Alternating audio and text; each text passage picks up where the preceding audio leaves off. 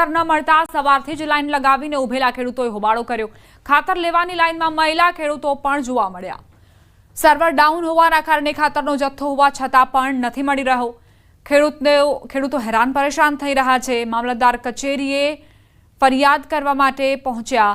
પુરવઠા મામલતદારે સંઘની વિઝિટ કરતા પુરવઠા મામલતદાર મિલન જાનીને પણ મળ્યો સર્વર ડાઉનનો જવાબ। લાઈન લગાવીને ઉભેલા ખેડૂતોની સંઘમાં પાણીની વ્યવસ્થા પણ ન કરી શક્યા। એક આધાર કાર્ડ પર માત્ર 2 યુરિયા ખાતરની થેલી મળતી હોવાનો ખેડૂતોનો આક્ષેપ। ભૂખ્યો તરસ્યો લાઈન લગાવીને ઉભેલો ખેડૂત હેરાન થઈ રહ્યો છે। તો સંઘના કર્મચારીએ સર્વર ચાલુ થશે ત્યારે ખાતર આપવાની બાહેંધરી આપી હતી। લંપી વાયરસના સંભવિત ખતરાને ધ્યાને રાખી જૂનાગઢ વહીવટીતંત્ર સજ્જ બન્યું છે। કલેક્ટર અને જિલ્લા વિકાસ અધિકારીના માર્ગદર્શન હેઠળ 18 જેટલી ટીમ બનાવી જિલ્લાના દરેક ગામમાં સર્વે અને વેક્સિનેશનની કામગીરી શરૂ કરાઈ છે। હાલ જૂનાગઢમાં લંપી વાયરસનો એક પણ કેસ નથી નોંધાયો, પરંતુ તકેદારીના ભાગરૂપે આ કામગીરી વેગવંતી બનાવવામાં આવી છે।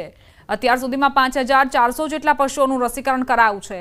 જિલ્લામાં કુલ 1,60,000 જેટલું પશુધન છે, જેમાંથી અંદાજે 25,000 પશુઓના રસીકરણનો લક્ષ્યાંક રાખવામાં આવ્યો છે। જિલ્લાના દરેક ગામમાં, દરેક તાલુકાના દરેક ગામમાં સર્વેની કામગીરી ચાલુ છે। આજ સુધીમાં એક પણ લંપીનો કેસ જૂનાગઢ જિલ્લામાં નોંધાયેલો નથી। આમ છતાં જે સસેપ્ટેબલ એનિમલ છે એમને રોગપ્રતિકાર શક્તિ વધી જાય એના માટે રસીકરણની કામગીરી ચાલુ છે। 5400 જેવા પશુઓને રસીકરણ કરી દેવામાં આવ્યું છે। છોટાઉદેપુરના બોડેલી તાલુકાના તાંદલજા ગામે પાણી પુરવઠાના ફિલ્ટર પ્લાન્ટ બંધ થતા 69 ગામના લોકોને ભારે હાલાકી ભોગવવાનો વારો આવ્યો હતો। 69 ગામને લોકોને પીવાના પાણી માટે તકલીફ પડી રહી છે। નર્મદા નિગમ અને પાણી પુરવઠા અધિકારીઓ વચ્ચે સંકલનના અભાવે હાલ તો બોડેલી તાલુકાના 69 ગામોને પીવાનું પાણી મળતું બંધ થયું। બ્રાન્ચ કેનાલના પાણીનું લેવલ નીચે જવાથી પાણી નહીં આવતા ફિલ્ટર પ્લાન્ટ બંધ કરવાની નોબત આવી હતી। સરકાર પાણી પુરવઠા વિભાગને દર વર્ષે કરોડો રૂપિયા પાણી પહોંચાડવા માટે ફાળવે છે, પરંતુ અધિકારીઓની અણાવડતના કારણે લોકોને મુશ્કેલી પડી રહી છે। કેનાલનું લેવલ વધે તો પછી પાછું વિતરણ ચાલુ કરી દઈએ।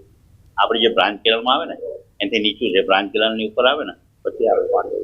છોટાઉદેપુર જિલ્લો આદિવાસી બાहुल्य ધરાવતો જિલ્લો છે। છોટાઉદેપુરની ચિંતા સરકાર કરે છે। ખાસ કરીને આદિવાસી વિસ્તારના લોકોને